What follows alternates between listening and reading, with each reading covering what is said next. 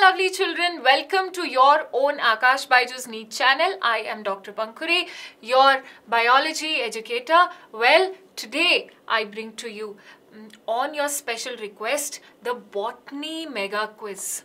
We have completed the botany portion in the class 12th one-shot series. And you all have attended the classes very happily.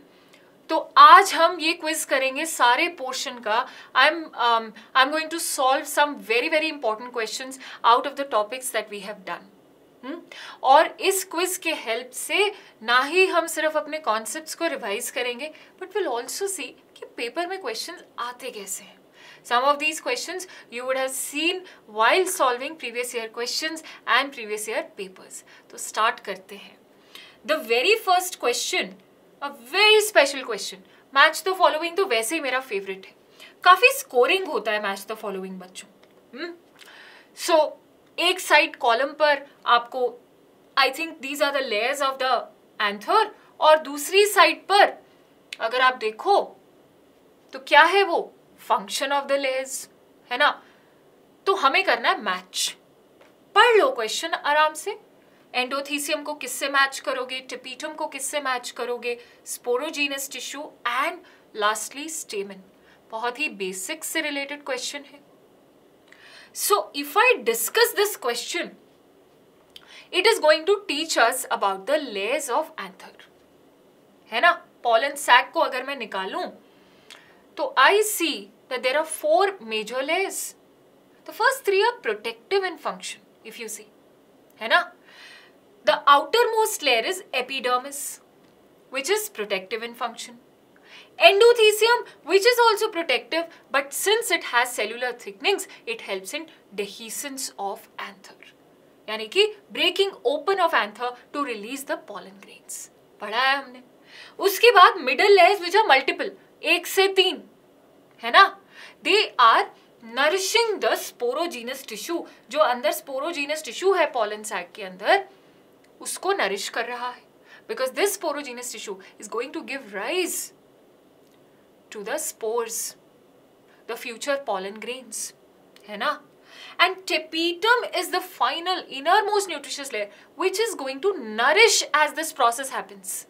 Meiosis happens pollen mother cell में, फिर pollen grain develop होता है ना. सो ये सब आप पढ़ चुके हो.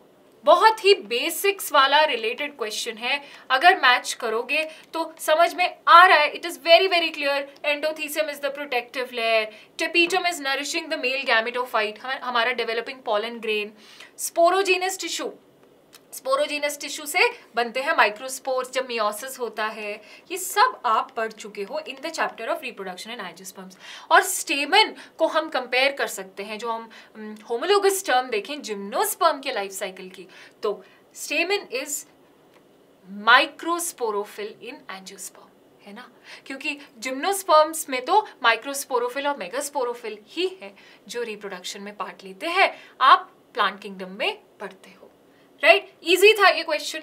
चलो उसके बाद सेकंड क्वेश्चन बहुत अच्छा है. दोबारा से मेल गैमेटोफाइट पर आ जाते हैं. Which of the following is not true. पूछ रहा है not true about the generative cell. तो क्या हमें पता है व्हाट इज जनरेटिव सेल? याद आ रहा है व्हाट इज जनरेटिव सेल? उसके बाद आप स्टेटमेंट पढ़ो. If your basics are clear, these are 10 second questions, है ना. तो जनरेटिव सेल क्या है? When you study the development that happens in a pollen grain, the nucleus of the pollen grain undergoes 2 mitotic divisions, है ना. The first mitotic divisions forms a large vegetative cell. Unequal mitosis कोई normal बात नहीं है, लेकिन plant के लिए ये नॉर्मल है. People who have not watched this class in the one shot series, ये हमारी पहली क्लास थी in the syllabus of class 12th, जो हमने नीट 2022 स्टूडेंट्स के लिए ये सीरीज स्टार्ट की थी. प्लेलिस्ट में जाइए and watch this class. I have given you all the फाइनर points of the chapter.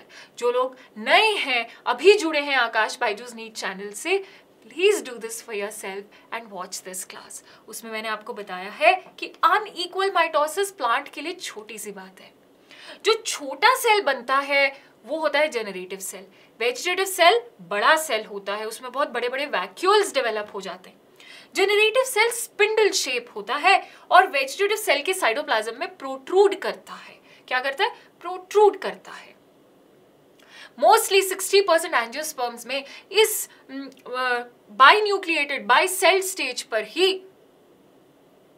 Dehiscence of anther हो गया और पॉलन ग्रेन चला जाता है, इट इज रिलीज्ड, है ना। और next mitotic division, second mitotic division stigma के ऊपर होती है, पोस्ट पॉलिनेशन होती है। और उस डिवीजन से जो जेनरेटिव सेल में होती है, very very important, generative cell में सेकेंड माइटोटिक डिवीजन होती है, क्या बनते हैं? मेल गैमेट्स बनते हैं, है ना। 2 मेल गैमेट बनते हैं, वेरी कैरेक्टरिस्टिक ऑफ एंजियोस्पर्म। तो अब ये बेसिक जानते हुए generative cell is smaller in size than vegetative cell, ये तो सही बात है, हमें तो गलत बात, फॉल्स स्टेटमेंट ढूंढनी है। इट इज स्पिंडल शेप, ये भी सही बात है। It has the vegetative cell suspended in the cytoplasm, ऐसा नहीं है। Generative cell is pushed to one corner and it is actually the generative cell children which is suspended in the cytoplasm of the vegetative cell. बिल्कुल इसके पास dense cytoplasm और nucleus होगा, क्योंकि इसको पता है कि it has to undergo the second mitotic division. Easy था। अगला क्वेश्चन देख लेते हैं फिर। ये आ गया जी डायग्राम बेस्ड क्वेश्चन। आज की क्लास मैंने इसीलिए रखी है कि हमने सिलेबस तो कंप्लीट कर लिया, हमने रिवीजन तो कंप्लीट कर ली। मुझे ये भी पूरा विश्वास है कि जो बच्चे मेरे साथ कॉन्स्टेंटली जुड़े हैं वो प्रैक्टिस करेंगे ही, because I say that in every class. I've told you practice is very very important. Simply studying the concepts is not going to get you anywhere, है ना। हम उसकी इम्पोर्टेंस समझ चुके हैं, एक सेपरेट सेशन मैंने कंडक्ट किया था। आज मैं आपको थोड़ा सा to reinforce the same thing कि ये है लेटेस्ट पैटर्न क्वेश्चंस का, match the following, not true, true and diagram based questions. So this diagram is from our beautiful NCERT. अब सिंपल सी बात है, we have to label this diagram, है ना। तो थोड़ा सा इस पे टाइम लगाओ, डायग्राम देखते ही उसकी लेबलिंग याद आ जानी चाहिए। एग्जामिनर ने एक हिंट भी दे दिया है ना, छोटा सा प्यारा सा हिंट। हाँ जी, तो ये है हमारे पास मोनोकॉट का सीड, है ना। क्लास 11th मॉर्फोलॉजी और class 12th reproduction in angiosperms का ये कॉमन टॉपिक है, तो हो गया इंपॉर्टेंट, है ना। इसीलिए मैंने डाला क्वेश्चन। तो मोनोकॉट्स में, स्पेशली ग्रासेस में, आप देखोगे कि there is only, you see only the one cotyledon called as the scutellum, जो कि शील्ड शेप्ड कॉटिलिडन होता है, शील्ड शेप्ड कॉटिलिडन। और दूसरा कॉटिलिडन भी आपको काफी यहाँ पे रिड्यूस्ड मिलता है ना। क्लास में मैंने आपको बताया था ये। अब इसमें जो लेबलिंग करनी है, उसने बोला है कि ये शूट एपेक्स है। शूट एपेक्स को ये मोनोकॉट सीड में देखा जाता है। शूट एपेक्स में जो शीथ कवर करती है that is called as the coleoptile, और जो रेडिकल को कवर करती है दैट इज योर कॉलियोराइजा, है ना। Reduced second cotyledon is called as epiblast. Reduced second cotyledon is called as epiblast. ये भी क्लास में बताया था, उस क्लास को जरूर देखें जो बच्चे नए जुड़े हैं। ओके, स्क्यूटुलम, कॉलियोटाइल, रेडिकल की तरफ जाएंगे, there is coleorhiza, the sheath covering the radicle people is coleorhiza. मैंने क्लास में बोला था राइजा से रूट याद रखना, जैसे कि माइकोराइजा।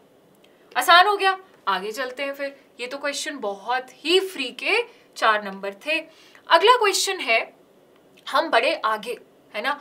मैंने आपको क्लास में बोला था बच्चों, ploidy based question class 12th में जेनेटिक्स है ना। Ploidy based question, chromosome number, इस तरह के क्वेश्चन आने ही है पेपर में। This is a definite. देखो पेपर ना इवॉल्व हो चुका है into being very predictable and definite, इसीलिए there is a sudden jump in the cutoff. There are people who are scoring 720 out of 720. ऐसा नहीं है कि उनको कोई सुपर पावर आ गई है, they are coming down to earth from Mars, download हो रही है इंफॉर्मेशन, ऐसा कुछ नहीं है. The paper is focusing on basics.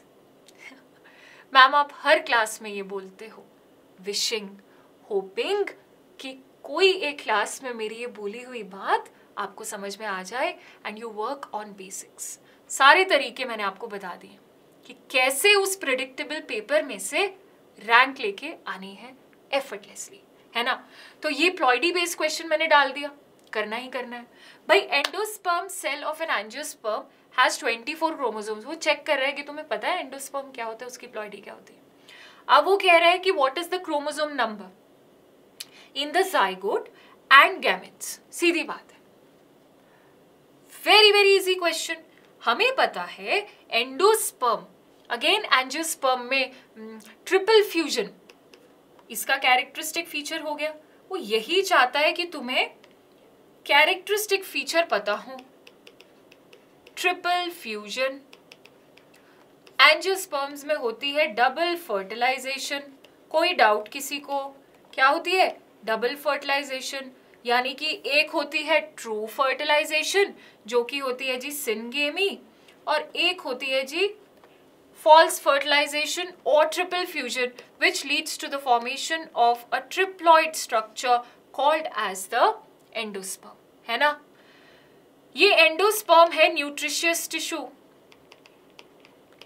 अब वो कह रहा है कि इसमें 24 क्रोमोसोम है. जब मैंने एंडोस्पर्म निकाला कोकोनट से मान लो, है ना, तो उसमें मिले मुझे 24 क्रोमोसोम. तो मुझे पता लग गई n की वैल्यू. तो जाइगोट क्या होता है? 2n होता है.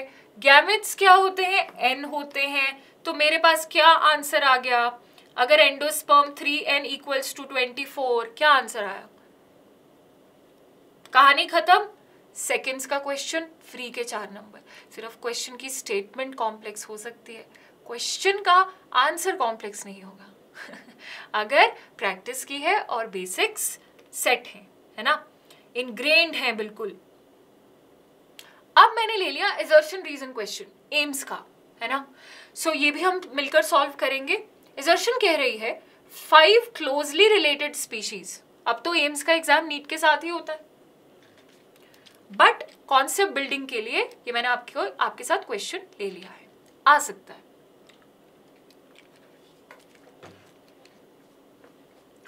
5 क्लोजली रिलेटेड स्पीशीज ऑफ वॉबलर्स. दोबारा मैं कहूंगी, जो कॉन्सेप्ट्स 2 यूनिट्स और 2 चैप्टर्स में मेंशन्ड है, क्या होगा उनके साथ? उनसे क्वेश्चन आने की प्रोबेबिलिटी ज्यादा है. अगर आप और मैं मिलकर 80% पेपर को प्रिडिक्ट कर पा रहे हैं, 80 या 80 से ज्यादा भी अगर मैं बायो की बात करूं, तो कैसे नहीं होगी ना selection.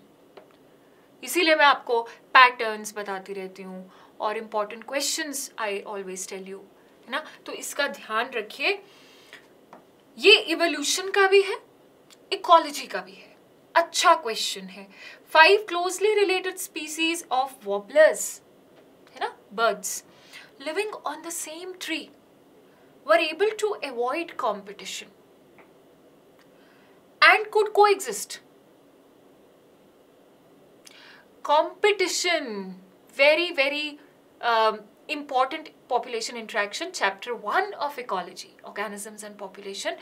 If you have not watched that class, लंबी सी 2 घंटे की मैंने क्लास ली थी और एक पॉइंट को उठाकर बताया था कि इस इंट्रैक्शन में कौन से क्वेश्चंस हैं. एग्जाम्पल्स ऑफ पॉपुलेशन इंट्रैक्शंस हम एनसीईआरटी के ही करेंगे. कह रहा है कि इसका रीजन ये है, वो कोएग्जिस्ट इसलिए कर पाते हैं according to the question that they showed behavioral differences in their foraging. foraging मतलब खाना ढूंढना और खाना, है ना, activities. सोच लिया आंसर. अब कंपटीशन की अगर मैं बात करूं तो गॉस ने ये बोला था, गॉसेस कंपटीशन एक्सक्लूजन प्रिंसिपल ये कहता है, देखो रिसोर्सेज अगर है लिमिटेड, उसने डिस्क्लेमर्स लगाए.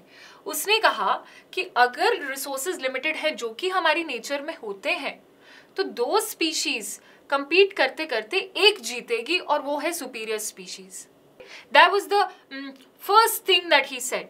लेकिन उसके बाद वेरियस एक्सपेरिमेंट्स हुए जिसमें लोगों ने कहा कि ज़रूरी नहीं है, मैंने आपको ये बहुत अच्छे से पढ़ाया था competition, we took a lot of time in the revision class.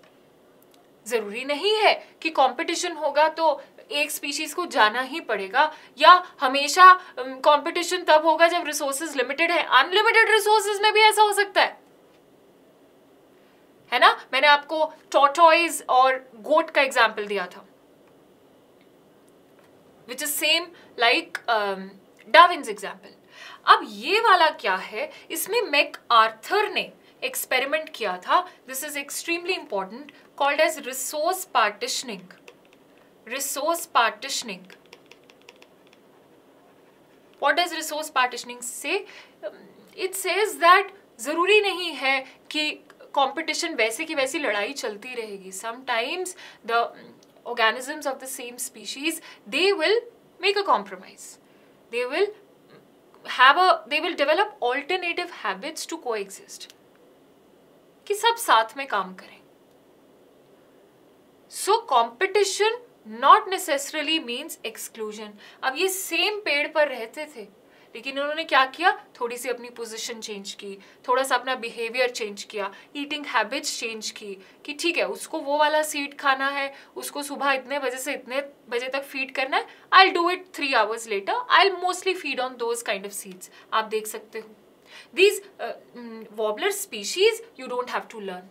We have just given the examples, and that is how by changing their foraging patterns they could survive on the same tree. This is called as resource partitioning. Cool people? So both assertion and reason are true, and reason is actually the correct statement, correct explanation of the assertion. Question number 6. दोबारा ये class मैंने इसलिए करी है आपके साथ because I want you to know कैसे questions आते हैं. क्या बताया मैंने, ग्राफ्स एनसीईआरटी के मिस नहीं कर सकते, डायग्राम्स मिस नहीं कर सकते, तो ये रहा आपके लिए question, just to ring the alarm, है ना. जो लोग अच्छे से प्रैक्टिस कर रहे हैं, मेहनत से तैयारी कर रहे हैं, प्रीवियस ईयर क्वेश्चंस में देख ही रहे हैं, तो फिर से अलार्म आपके लिए देने के लिए कि हाँ इस तरह के क्वेश्चंस आते हैं. तो ये graph should be very very there in your visual memory, है ना. ये किस चीज़ का ग्राफ है, again from the response, the kind of responses that the organism show towards abiotic factors. ये है हमारे पास based on the graph, which is the correct option. देखिए जरा ऑप्शंस की तरफ, think about your answer, think about your answer. NCERT का graph है, what is the first one, what is the second one, बहुत easy है, what is the third one, and the graph has the internal level and the external level, x axis and y axis. cool, सोच लिया. तो देखो हमने ये देखा था कि या तो ऑर्गेनिज्म अपनी इंटरनल एनवायरनमेंट को कांस्टेंट रखेगा, है ना, रेगुलेट रखेगा, बाहर कुछ भी हो, है ना. Those are the property of homeostasis. So that is why mammals are homeostasis or the state of equilibrium. State of equilibrium. That is why mammals are successful. They can live everywhere because they regulate their internal environment. अंदर की स्थिति, temperature same रहेगा. They will have mechanisms in their body to adapt to the environment. They'll start shivering when it is very cold, or they'll start sweating when it is very hot. But the internal body temperature remains constant. Seen in mammals and birds. Such organisms are called regulators. इसमें एक और question आ जाता है. इसमें हम करेंगे thermoregulation, है ना. रेगुलेशन का जो फिनोमिनन है उसमें 2 बातों का ध्यान रखना जरूरी है. ऑस्मो रेगुलेशन, क्वेश्चन में से क्वेश्चन मैंने निकाल दिया आपके लिए. कूल. अब बाकी ऑर्गेनिजम्स, हर कोई ये स्टेट ऑफ इक्विलिब्रियम और होम्योस्टेसिस अफोर्ड नहीं कर पाता है. या it is actually expensive to maintain these states of thermo and osmo regulation. तो conformers, most of the plants and lower animals, they will be conformers. They will change according to the environment, or they will live in an environment which is suitable according to them. है ना। और अगर बाहर fluctuations हुई तो वो survive नहीं कर पाएंगे। कोई अगर ऑर्गेनिज्म प्लांट अगर सर्दी में रह सकता है, लो टेम्परेचर में ही रह सकता है, पोल्स पर ही रह सकता है, तो वो वहीं रह सकता है ना। It will not conform to when you bring it in a tropical climate. Cool, that is conformation. फिर कुछ ऑर्गेनिज्म थोड़े कंफ्यूज हो गए, है ना। उन्होंने बोला यार mammals and birds are regulators, maybe I should also try. तो ये shrews is one of the example mentioned in your NCERT. They regulate their body temperature up to a certain level. उसके बाद they can't afford, है ना। So they will simply confirm. तो अब आप अगर ग्राफ देखोगे, the first one is the confirmer. External level, internal level, straight line. Then regulators, constant internal environment and partial regulators who are midway in between the two. आसान था। चलो अगला question करते हैं। फिर से आ गया मैच द फॉलोइंग। अब ये क्वेश्चन इसलिए डाला है, क्यों डाला है मैम?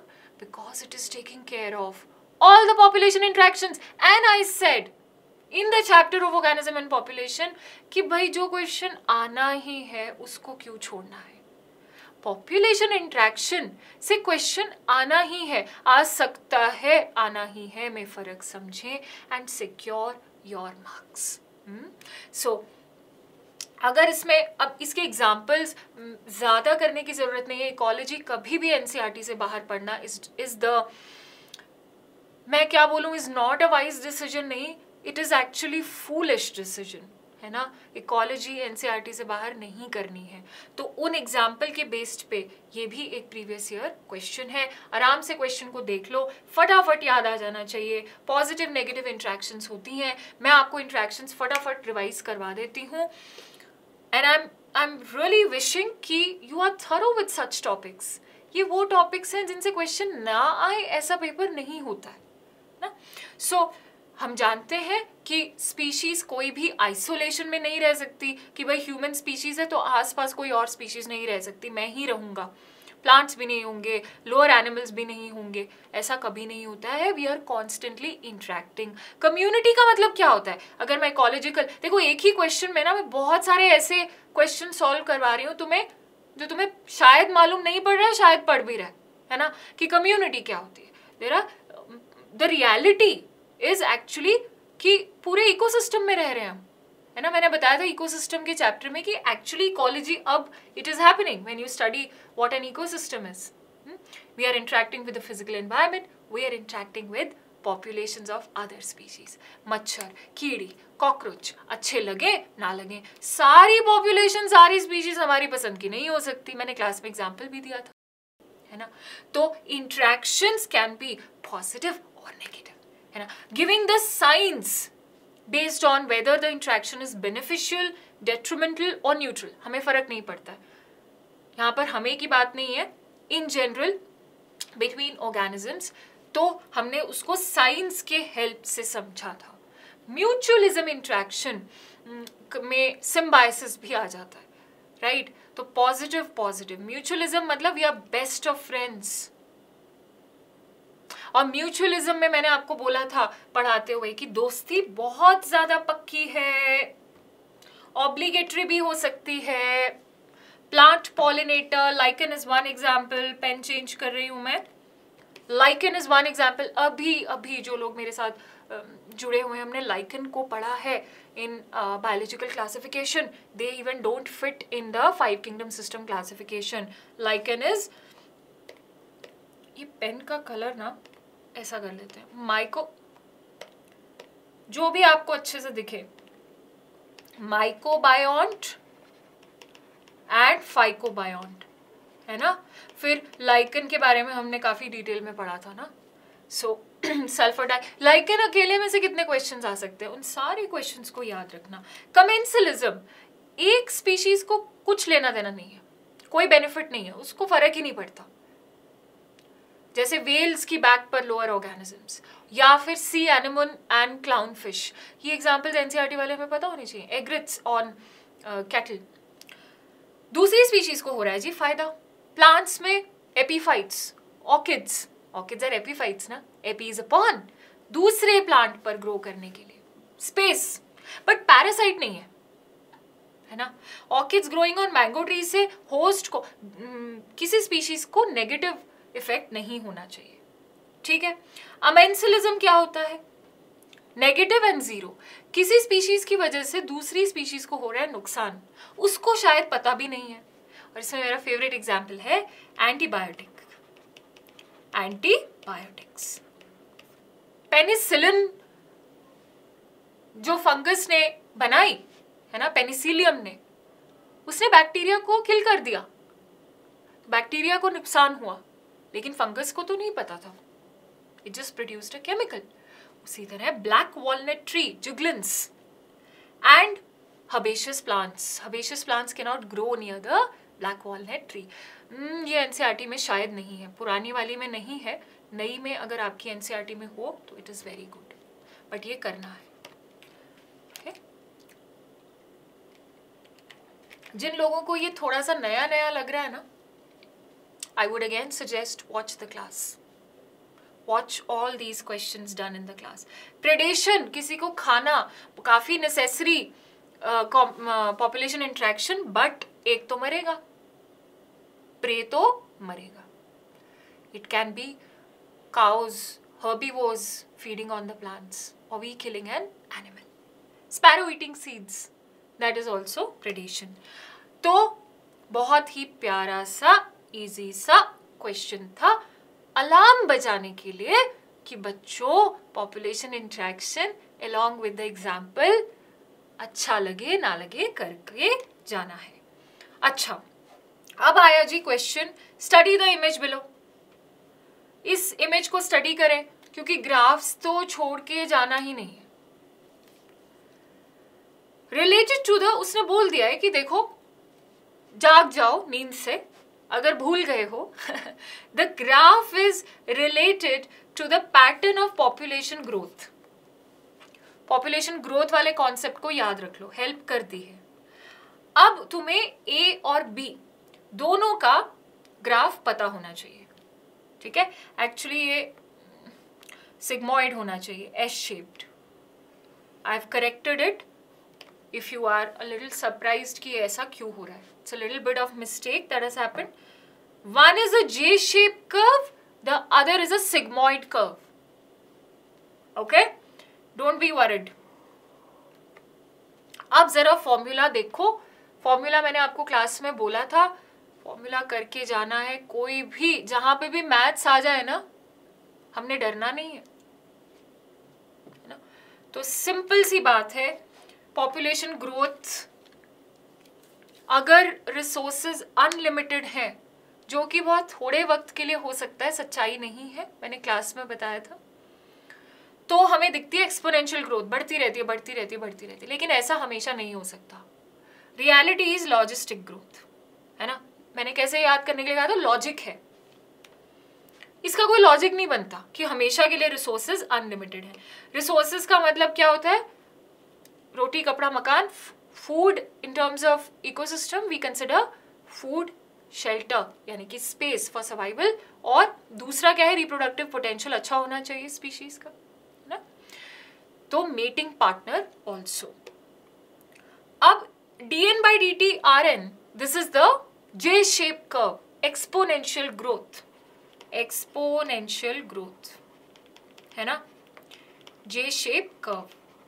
इसमें जो R का फैक्टर है वो करके जाना, it is B minus D. Birth rate minus death rate, ये तो कैलकुलेट करोगे ना. So that is intrinsic rate of natural increase. So change in population density is dn/dt and n is the at time 0 what was present previously, उसी में तो change देखोगे. अब मैंने सच्चाई को अब देखा, हो गया ना सिग्मॉइड, कि एक्चुअली कहीं पर भी एक जियोग्राफिकल एरिया में कैरिंग कैपेसिटी तो आएगी.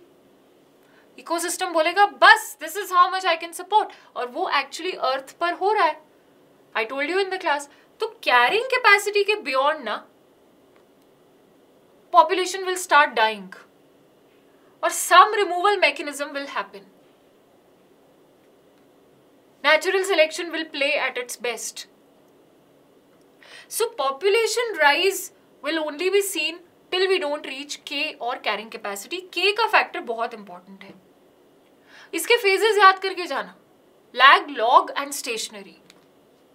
एसिम्प्टोट आ जाता है. ये छोटी छोटी टर्म्स बहुत इंपॉर्टेंट है बच्चों, बहुत इंपॉर्टेंट है ना. तो मैंने आपको हमेशा बताया है कि प्रीवियस ईयर क्वेश्चन सॉल्व करते हुए कॉन्सेप्ट्स पर ध्यान रखें.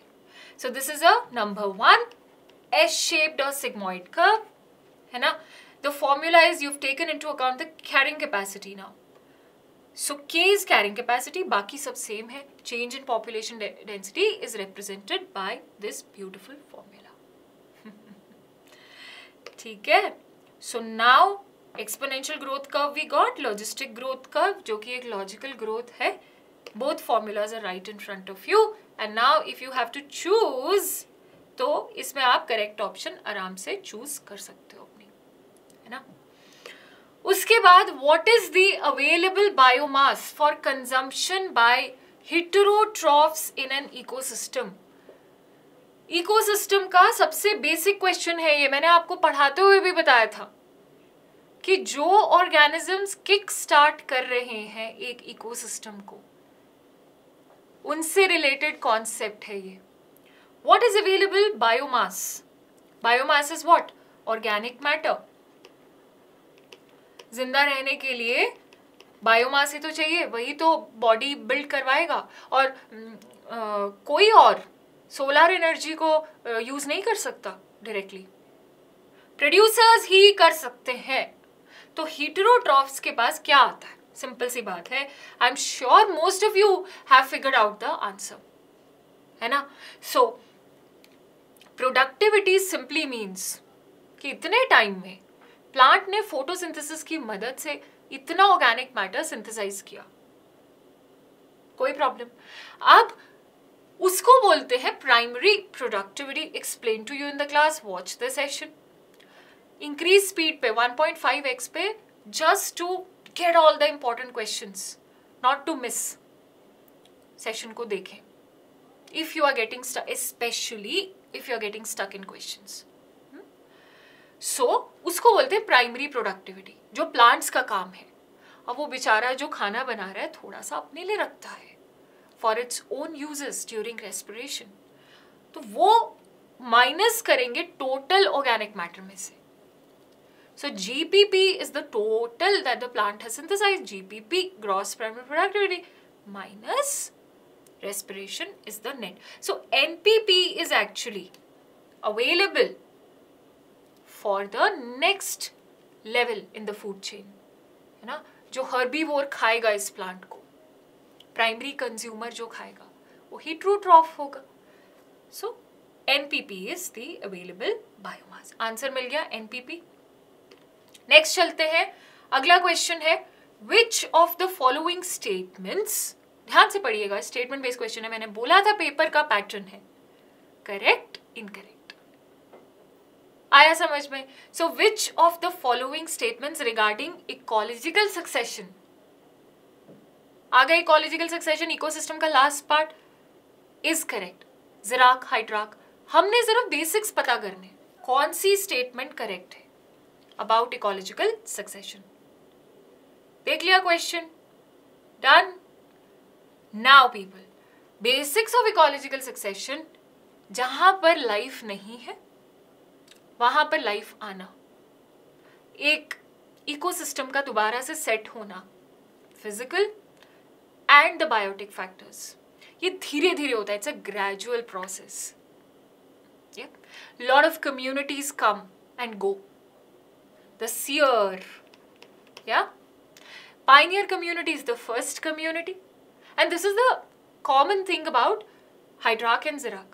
Or climax community is the last community that finally settles down and is in equilibrium with the physical environment. Clear है ये basics? ठीक है. तो ये predictable होता है. Ecological succession is often predictable according to the environment. It is sequential. There is sequence of communities. The serial community or the transitional community. ये transitional communities will be present till we reach the climax community, है ना? And why they come and go? Because physical environment is changing. So which of the following statement is correct? Is it the rapid change? No. हाँ, secondary succession अगर हो रही है, secondary succession अगर हो रही है, then it will be faster than primary succession, because already एक soil तो बन चुकी है कम से कम, faster than primary succession. For example, a forest which was already there, उसको जला दिया, सब जला दिया वहां पर, अब वहां पे दोबारा लाइफ आएगी, लाइफ वॉन्ट्स टू हैपन, तो उसके पास कोई सॉयल है, सॉयल में फर्टिलिटी है, थोड़े बहुत ऑर्गेनिजम्स हैं जो सॉयल के नीचे हैं, अंडरग्राउंड प्लांट पार्ट्स हैं, ट्यूबर्स हैं, वहां से लाइफ जल्दी आ जाएगी. लेकिन प्राइमरी सक्सेशन में कंप्लीटली बैरन लैंड है, have to break the rocks, make soil, है ना, and then the vegetation will come. It is a gradual and predictable change.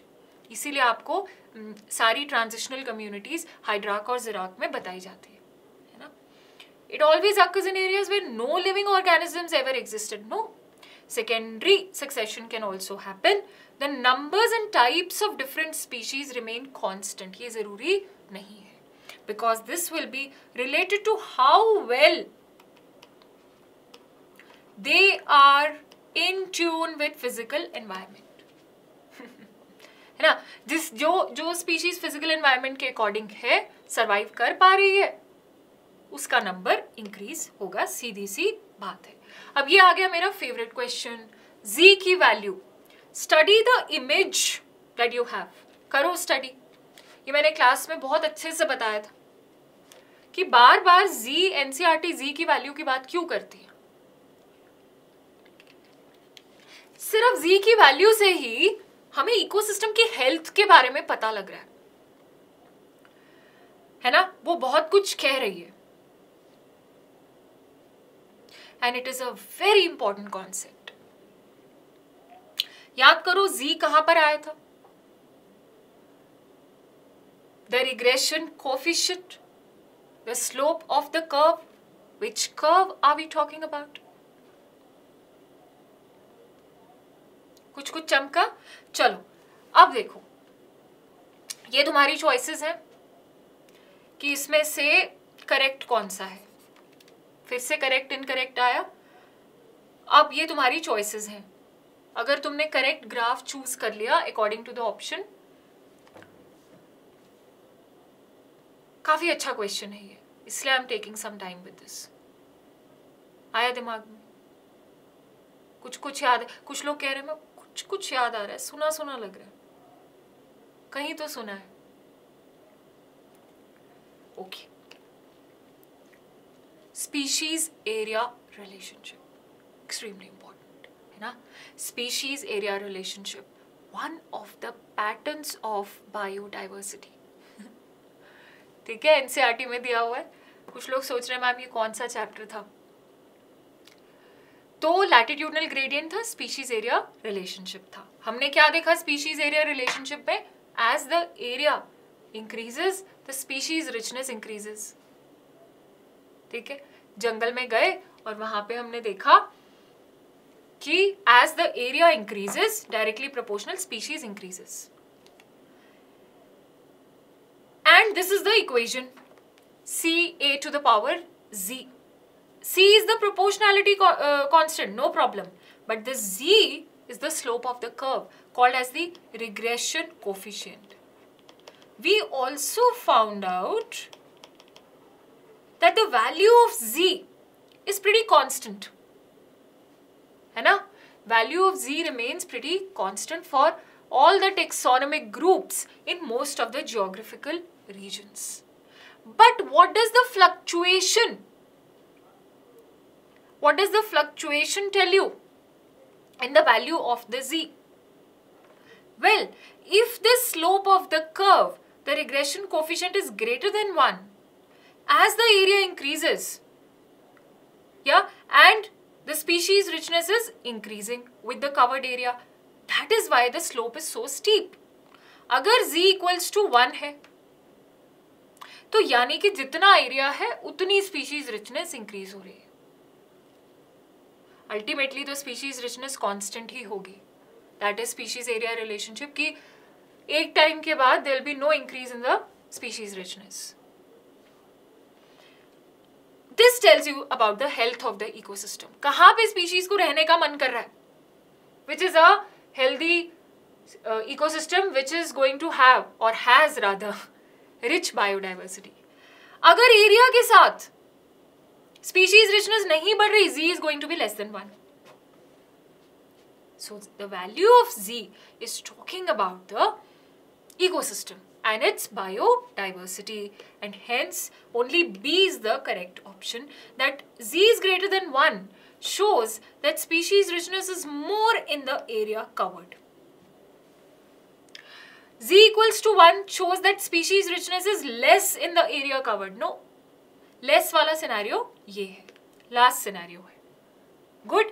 तो इसमें आपको सिर्फ उस कर्व पे ध्यान देना था.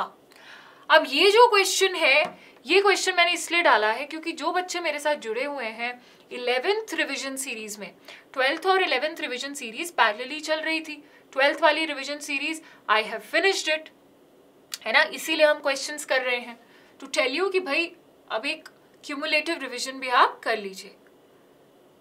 11th में भी लाइकन्स आते हैं, चाहे मैं फंगस को पढ़ूं, चाहे मैं ब्लू ग्रीन एल्गी पढ़ूं, चाहे मैं ग्रीन एल्गी पढ़ूं, लाइकन तो आएगा. इकोलॉजी में भी आ जाता है, अभी देखा म्यूचुअलिस्टिक रिलेशनशिप में. तो ऐसा क्वेश्चन इंपॉर्टेंट है. One of the previous year questions, on his walk to the nearest park Rahul saw lichens growing on the trees. उसने ट्रीज पर लाइकन्स देखे जहां ये नॉर्मली ग्रो करते हैं. What can he infer from his observation? फटाफट.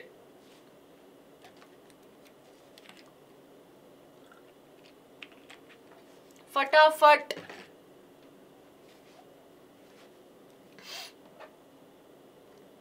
सब कुछ पढ़ चुके हो. क्लास 11th में बायोलॉजिकल क्लासिफिकेशन में लाइकन पढ़ा दिया मैंने, इकोलॉजी में लाइकन पढ़ा दिया मैंने, फंगस पढ़ा दिया मैंने, एल्गी पढ़ा दिया. तो अब ये क्वेश्चन आ जाना चाहिए, है ना. तो मैंने आपको बताया था कि ये फाइकोबायोइंट माइकोबायोइंट होता है. इसमें जो फंगस वाला पोर्शन है वो 90% of the body of lichen बनाता है. फंगस बहुत ये काम कर रहा है कि वो एल्गे को, एल्गल पार्ट को, जो कि बोथ आपकी ब्लू ग्रीन एल्गी भी हो सकती है या ग्रीन एल्गी भी हो सकती है, क्लोरोफाइट से भी हो सकती है, उसको न्यूट्रिएंट्स दे रहा है जो एल्गी या ब्लू ग्रीन एल्गी खुद नहीं ले सकती सॉइल में से, क्योंकि फंगस के पास ऐसे डाइजेस्टिव एंजाइम्स हैं, वो निकाल लेगी न्यूट्रिएंट्स. ये ही नहीं, it is also giving shelter to the algal partner. Algae सिर्फ फोटोसिंथेसिस कर रहा है क्योंकि फंगस के पास वो पावर नहीं है ना. तो this is the mutualistic relationship. Set in stone everybody, समझ में आ गया. फाइकोबायोइंट माइकोबायोइंट ये सिर्फ 10% पार्ट ऑफ द लाइकन बनाएगी. Okay, cool. इसमें यूजुअली आपको एस्को या बेसिडियोमाइसिटीज मिलेगी, बट दैट इज ओके. अब ये सिम्बायोटिक एसोसिएशन उन एरियाज में ग्रो करेगी जहां सल्फर डाइऑक्साइड पोल्यूशन नहीं है specifically. So hence they are pollution indicators, but be very specific. Sulfur dioxide pollution indicator. Air pollution, sulfur dioxide का level air में कितना है? अगर राहुल को दिखा लाइकन, यानी कि वो अच्छी हवा में रह रहे, लकी इंसान है, उसकी एयर में सल्फर डाइऑक्साइड नहीं है.